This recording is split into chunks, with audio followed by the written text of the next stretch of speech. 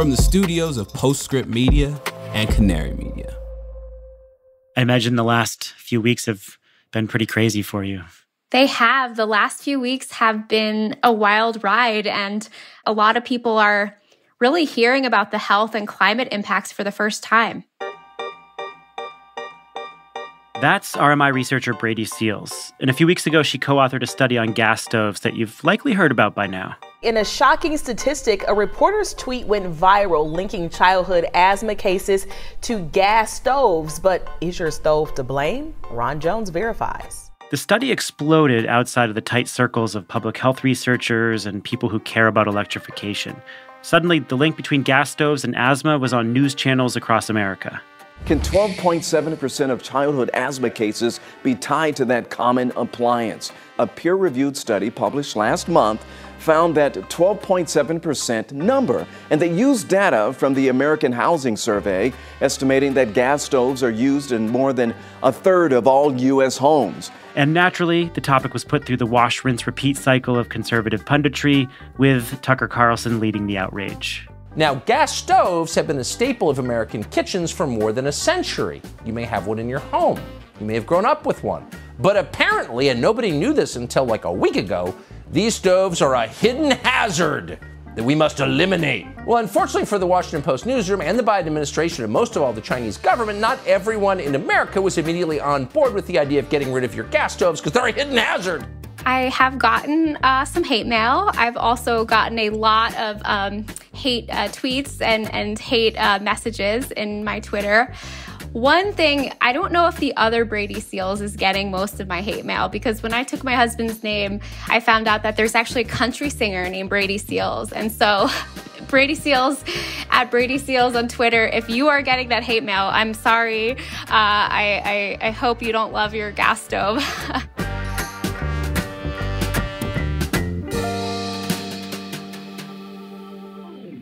Part of the shock and outrage came after a regulator at the U.S. Consumer Product Safety Commission said stricter regulation of gas stoves was on the table in reaction to the research. But the really surprising thing was missed on cable television. It was that these findings aren't actually new. They build off decades of public health research, which most people have never even heard of. There's actually over 57 studies going back to the 70s, so 50 years. There's been 2 meta-analyses on gas cooking and childhood health, one in 1992 and another one in 2013. And nothing has really changed. That was the shocking thing. You know, you think that stoves might get better, emissions might get better, but each study and each decade of science has really confirmed what the decade before found, which is that there are these links between health. And so when I talk to these experts in the field from, top universities, top really well-respected researchers, Johns Hopkins, all over, then I just started thinking, how is there no standards for gas stove? It's like they have a free pass to pollute, and that they have since they've been in our homes, which is, over 100 years. I guess the question that our audience is probably naturally asking is the same that you asked, which is why? Why don't we know about this? Why was this research just sitting there? Overall, there has been a really robust marketing effort by the gas industry. Cooking with gas. Cooking with gas. We all cook better when we're cooking with gas. The gas industry has paid experts to testify at regulatory hearings, paid influencers to promote the use of gas stoves over electric ones, even made corny music videos hammering the message home. You should have to know the past. 9 out of 10 chefs only cook with gas. Why is that, you say? Can I cook my way? The benefits we have to tell will really make it there. There's been a really genius marketing campaign by the gas industry to help us fall in love with our gas stoves, help us think it's a superior product. And now you're cooking with gas is a saying that we all use. We are in familiar territory. The gas industry's marketing effort has been used by other industries to cover up harmful effects of their products, from the health impacts of tobacco use to the climate impacts of fossil fuels. But eventually people catch on, and perception shifts, sometimes quickly.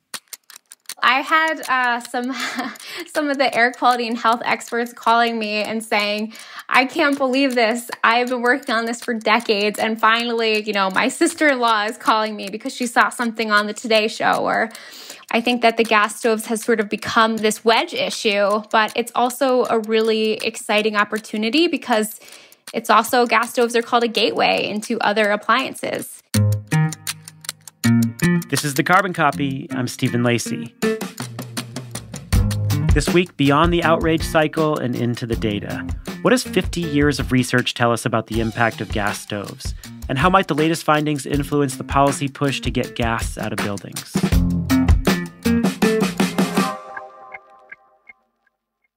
America's green banks are preparing to unleash a wave of capital for clean energy. The Greenhouse Gas Reduction Fund invests a historic $27 billion in projects nationwide. This could mobilize up to $150 billion of private capital for solar, storage, efficiency, and electrification in underserved communities. So how do we deploy those billions quickly, efficiently, and with the highest impact? On July 18th, Latitude Media and Banyan Infrastructure will host a virtual event exploring the on-the-ground realities of making America's green banks a success. Register for free by clicking the link in the show notes or go to latitudemedia.com/events. Clean energy and climate tech are policy-driven industries, and anyone working in this field touches local, state, and federal policy in a very real way. And that's why you should be listening to Political Climate, a podcast from Latitude Media and Boundary Stone Partners that delivers an insider's view on climate policy and politics. Every other week, co-hosts Julia Piper, Emily Domenech, and Brandon Hurlbut cover the nuances of government funding, regulations, backroom negotiations, and the election, of course. Political Climate is a show for people who want authentic conversations and strong opinions from voices across the political spectrum. Listen at latitudemedia.com or subscribe to the show anywhere you get your podcasts.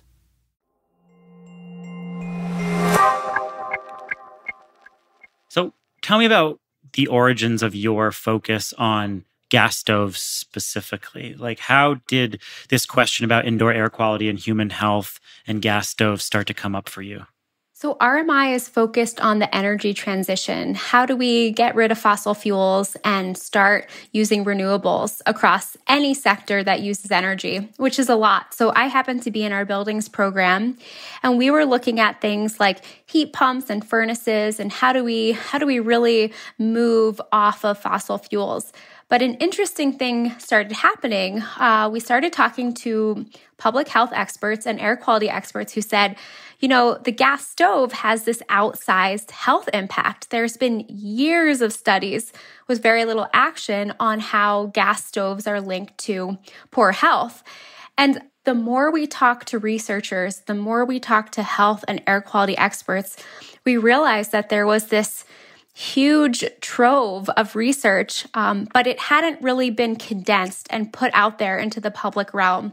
So specifically, what are the findings that you released in this latest report? There are these things called meta-analyses. So these look at all the studies that have come before them, and they summarize the data of all these individual studies.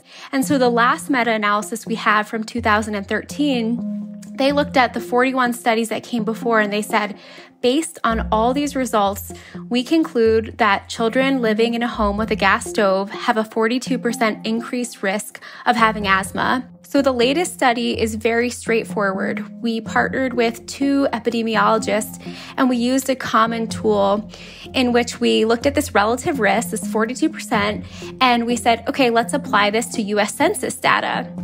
And we know how many homes with children cook with gas in the U.S. It's about 43%. And so we just applied this increased risk, and it shows the strength of the relationship. And we found that 12.7% of childhood asthma could be attributed to gas stove use. But in some states, it was much higher because, for example, in Illinois, 80% of households with children cook with gas. And so in that state, it was about 21%, similar in California and New York. So this is very much a state-specific piece, and the difference in the numbers is totally related to how many households with children cook with gas. Now, some people might hear 12.7% and say, okay, that seems like a lot, but what do I compare that to? And you compare it to secondhand smoke exposure. So that would be like the number of kids at risk of asthma due to secondhand smoke exposure. Is that right? Exactly. This was the surprising thing, and this was the putting into context that we were looking for. So the population attributable fraction, which is what we calculated, has been done for lots of different exposures and outcomes. So when we looked at, okay, who else has calculated this PAF, population attributable fraction, for other factors, we found that for childhood asthma, it was very similar to exposure to secondhand smoke.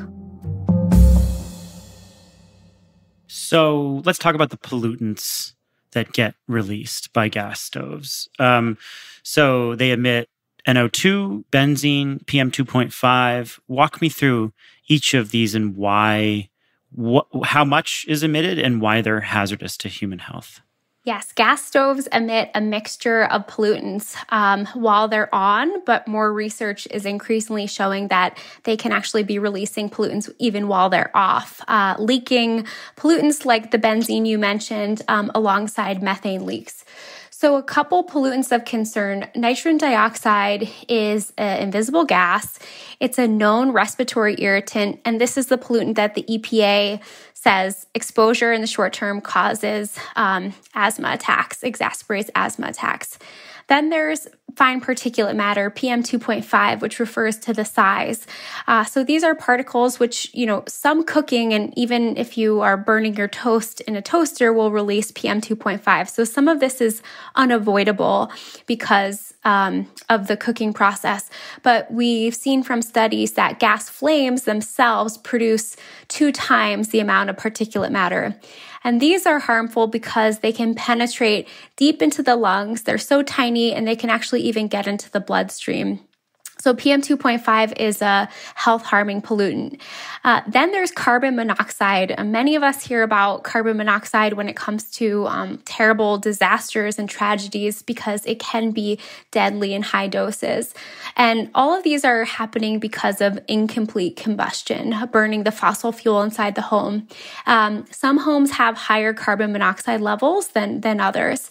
So those are the few that I would mention because we have the most data on them. There are also formaldehyde, which seems to be more of a problem with simmering, but there's less studies. And then some of the new research, which is looking at, they actually found there's about 200 different chemicals that are present in gas. 21 of those are air toxins like benzene, which is a known carcinogen with no safe exposure limit. And so we know that gas stoves leak about 1% of the methane, even while they're off. So the question is, are they also leaking and releasing other pollutants even while we're not cooking? So the EPA doesn't regulate indoor air quality, and some of these gas stoves can produce NO2 levels that would be illegal outdoor. So why doesn't the EPA actually regulate indoor air quality? Isn't this wild? This, to me, is the biggest black hole.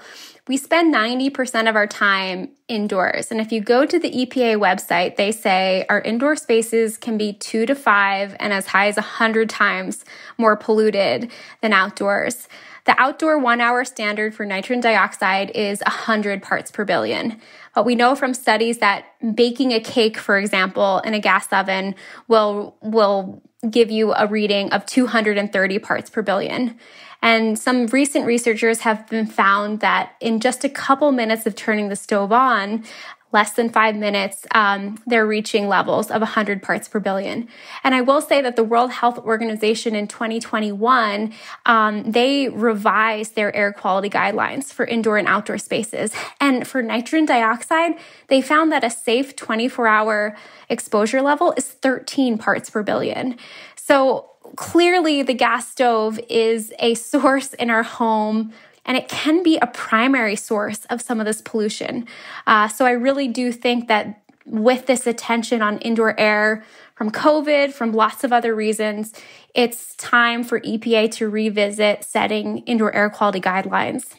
So one of the things that confuses me about this debate when Tucker Carlson gets on TV and says they're coming to take your stoves, you better hang on to your gas stove, is that when you actually look at household data, the most common type of stove is an electric stove, and it's primarily in the middle of the country. So the actual adoption of electric stoves doesn't correlate to the culture war that people are trying to whip up on cable news. Absolutely. This is so fascinating. Much of the South, and especially the Southeast, is already electrified. And we see that across the country, 1 in 4 homes is already all electric.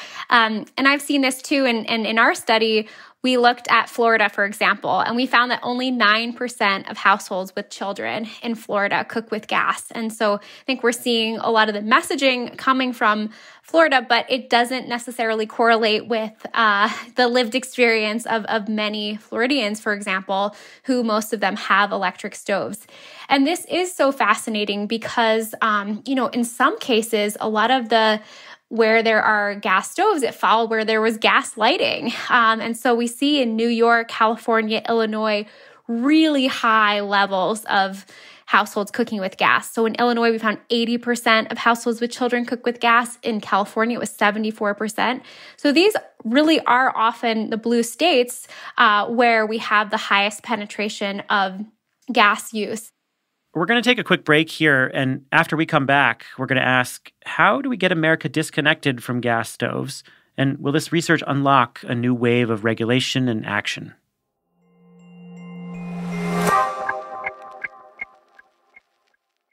On July 18th, join Latitude Media and Banyan Infrastructure as we take a deep dive into the next phase of deploying the $27 billion Greenhouse Gas Reduction Fund. We'll provide practical insights for the state agencies and local lenders at the front lines of dispensing these funds. Where are the bottlenecks? How do we balance speed with transparency? And can America's green banks live up to the expectations of both local communities and Wall Street? Latitude Media's Stephen Lacey, Banyan co-founder Amanda Lee, and Clean Energy Fund of Texas EVP Billy Briscoe will answer these questions and more on July 18th at 1 p.m. Eastern. This is a must-attend for project developers and financiers. Register for free at latitudemedia.com/events or click the link in the show notes.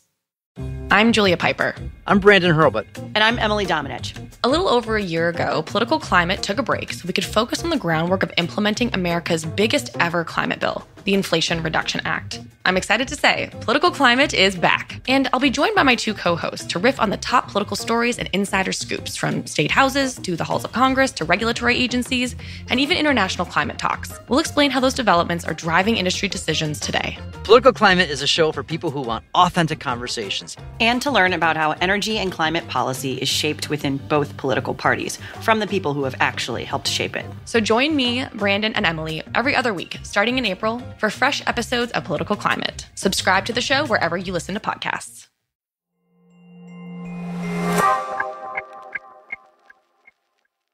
So shortly after you published this paper, Richard Trumka, a commissioner at the Consumer Product Safety Commission, said that any option was on the table when it came to regulating gas stoves. He was asked about this in an interview with Bloomberg, and he said that anything is possible at this point. I have kids. I'm concerned about this. We would even consider a ban. And that, of course, ignited this wave of backlash and vitriol on cable news and in congressional politics. Tell me about those comments and what they did to ignite this debate. Well, technically, gas stoves are a consumer product, so it falls under the Consumer Product Safety Commission, or CPSC, to do something about them. And there actually are documentations going back to the mid-'80s that the CPSC and the Environmental Protection Agency, or EPA, were worried about the health impacts of gas stoves and were raising the alarm bells about some of these studies about nitrogen dioxide, yet nothing happened at all, from the most basic. So gas stoves, some of the things that the CPSC could do is put warning labels on gas stoves. They could launch educational campaigns. A lot of people don't know about this. They could set, and this is something that I feel like is very basic, mandatory performance standards. We should be knowing that the emission levels, pollution levels from these stoves, they should be meeting a health-based standard. And of course, this comes during a major local regulatory push to maybe ban new gas connections in new construction, to regulate only zero carbon energy on new construction. And I think this momentum is picking up in cities around the country. So what are the implications for this research on future regulations of gas in buildings? Do you expect this to push that momentum forward? I'm really glad you brought this up. Already, we're living in a moment where almost 100 cities and communities have passed all-electric required or all-electric preferred bills. And we estimate that 31 million people are living in communities where this kind of new construction policies are on the books. But there's one thing that happens often, which is that gas stoves are exempted. So you could still build a building with a gas stove, although you wouldn't be able to put in a gas furnace or a water heater. And the issue with that is that we'll still be putting in costly, climate-damaging pipelines to feed just the gas stove, which is a much smaller energy user than some of the other ones. And so for me, I think that, and I hope that this research can get folded into the bigger piece of gas stoves have an outsized health impact because they're the appliance in our home that's not universally required to be vented outdoors. And there's a real health rationale to make sure that stoves are included. So I think this research and this moment are going to make it harder to exempt or forget about the gas stove. So as many of our listeners will remember from our electrician shortage episode, I've been working for the last year and change to electrify my house, bought an old bed and breakfast that needed to be renovated, and we rewired the house. We put in heat pumps. We've dramatically slashed our gas heating, put in an electric dryer, and now we're looking to renovate the kitchen and put in an electric cooktop, an electric stove, an electric water heater. But before we do any of that additional work, we need a main service upgrade. And so we're talking about a much bigger investment before we actually swap out those appliances. And so we're sitting here with gas in our kitchen still. And I have a 3-year-old daughter, and she likes to come into the kitchen when I'm cooking. And so this research is really worrisome. And so if someone like me is out there who's still cooking with gas, who understands these risks, how do I mitigate those risks? This is a great question. And there are things that you can do starting today. So you can reduce your exposure, mitigate the risk in a couple ways. One, if you have a range hood, which some of us don't, but if you do, you can use it every time you cook. And actually cooking on the back burners is where it's most effective. So that's the first place. If you don't have any kind of ventilation over your stove, you can open a window. Researchers from Yale told me even opening up a window for 5 minutes can help disperse some of those pollutants. Then the next step is to displace some of your gas cooking. So I have a friend with a gas stove and a little baby, and they've actually displaced 80% of their cooking from the gas stove by using a toaster oven, Instant Pot, electric kettle. So it's not the perfect solution, but it's something you can definitely do to try to turn on your gas stove less. And then the next one where you can really displace a good amount of cooking is to buy an induction stove plug-in, a 1 or 2 burner. I've seen some creative pieces where people will put sheet pans or butcher blocks over their gas stove, plug in their induction stove at the top. And now with the Inflation Reduction Act, people can get up to $840 to get a new electric stove. So hopefully that can help as well. But I think the risk is really real. And I feel for parents and caregivers who are hearing about this for the first time, but know there are these couple of stages of things that you can do to help reduce your risk until you can eliminate it by removing the source. Yeah, so when this blew up, it was framed as a culture war. Do you think the science got lost as the debate unfolded in the press? I do feel like the science got lost a little bit because there was one huge misunderstanding, which was that no one was ever going to come for anybody's gas stove. Anything that would happen from the CPSC would relate to new stoves, new regulations, new protections on new stoves. So I think this sort of fear that people were going to come into your house, or Joe Biden was going to come into your house and take the gas stove, was just totally blown out of proportion. People were taping themselves to their gas stoves on Twitter and leaving all their burners firing, which is what we're trying to help educate people about the pollutants that are emitted when gas stoves are released. And so I fear that was lost a little bit. But what gives me a lot of hope is that I don't think that that's the majority of people. Brady Seals is a manager for carbon-free buildings at RMI. Brady, thank you so much. Thanks for having me. This was fun. That's all for the show. The Carbon Copy is a co-production of Postscript Media and Canary Media. As a reminder, you can get both of our newsletters. So sign up for our newsletter at postscriptmedia.com and you'll get all our episodes there on a weekly basis. And then if you sign up for Canary Media's newsletter, you'll get daily coverage of all their stories from their journalists. And they've got a bunch of great stuff about the clean energy economy. This episode was produced by Alexandria Herr. Sean Marquand is our engineer. He also wrote our theme song. Original music came from Echo Finch and Blue Dot Sessions. Postscript Media is supported by Prelude Ventures. Prelude is a venture capital firm that partners with entrepreneurs to address climate change across so many sectors: advanced energy, food and ag, transportation, logistics, advanced materials, manufacturing, and advanced computing, basically the entire global economy.